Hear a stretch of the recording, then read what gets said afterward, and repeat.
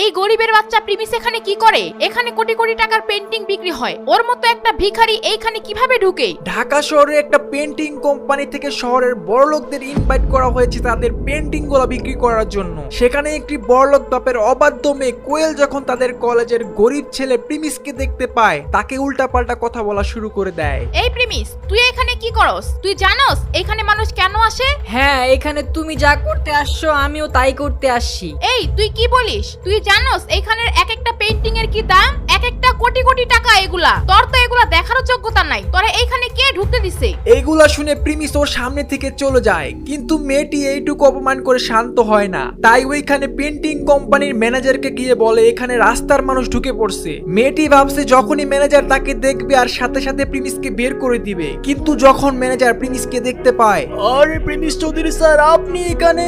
আপনি আমাকে আগে বলতেন, আমি আপনার বাসায় গিয়ে দিয়ে আসতাম।